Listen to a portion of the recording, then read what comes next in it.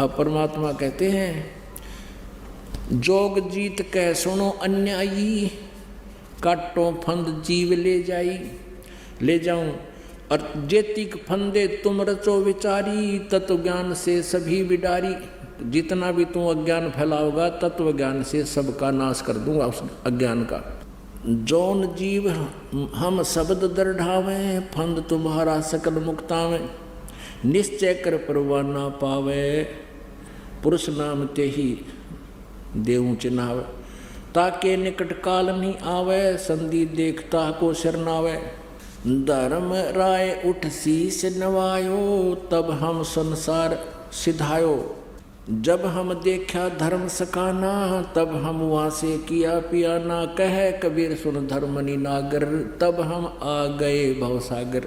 अब ये प्रसंग आगे बताया है कि फिर हम इसके पास आए, ब्रह्मा के पास आए, फिर हम विष्णु के पास आए, फिर हम शिव के पास आए।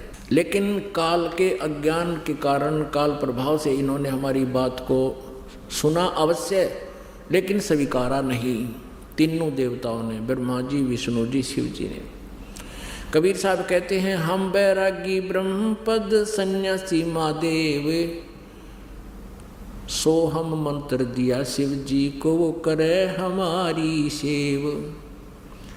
परमात्मा कहते हैं, ब्रह्मा को भी हमने ही बताया था कि इस ओम मंत्र का जाप कर तू, क्योंकि ये भी मालिक के बच्चे हैं। परमात्मा ने तो अपने सारे बच्चे एक जैसे होते हैं। और विष्णु जी को भी परमात्मा ने हरियम नाम दिया था, जिसका वो स्वयं भी जाप करते हैं। लक्ष्मी जी भी इसका जाप करती हैं। इसलिए दिया था कि इनकी थोड़ी बहुत बैटरी चार्ज होती रहेगी। और शिव जी को परमात्मा ने ये सोहम मंत्र दिया था। अपनात्मा परमात्मा ने जो जड़ी बनाकर आपको 7 मंत्रों की दी है, उसका एक विशेष लाभ होगा।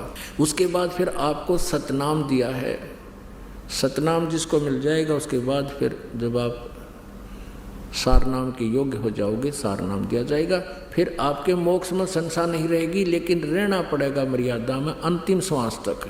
यदि आप जी ने ये नाम तीनों प्राप्त भी कर लिए और गुरु जी से, परमात्मा से दूर हो गए, इससे निकल गए, तो फिर काल के जाल में रह जाओगे। मोक्ष नहीं हो सकता फिर आपका। हाँ, दुर्गति और बढ़ जाएगी। जैसे ऊपर ब्रह्मलोक में चले जाओगे, क्योंकि कमाई बहुत हो जाएगी, देवता तुम्हीं में से बनाएगा। और अपनात्माओं, जैसे अब जितने पुण्यात्मा इस मंत्र का विधिवत साधना करेंगे, इस मर्यादा में रहकर दास से उपदेश लेकर, ये करोड़ों की संख्या में होगी। और इन्हीं में से फिर जो पार तो होंगे, वो तो करना क्या है, और जो रह जाएंगे उनको फिर इसी काल के कोलू में डाल देगा। पहले स्वर्ग में, महास्वर्ग में, स्वर्ग में, ब्रह्मलोक में, महास्वर्ग में, स्वर्ग में। फिर जैसे प्रथम मंत्र का जाप आप करते हो, फिर कुछ दिन ब्रह्मा जी के लोक में प्रथम मंत्र की कमाई नाश करवाएगा तुम्हारी।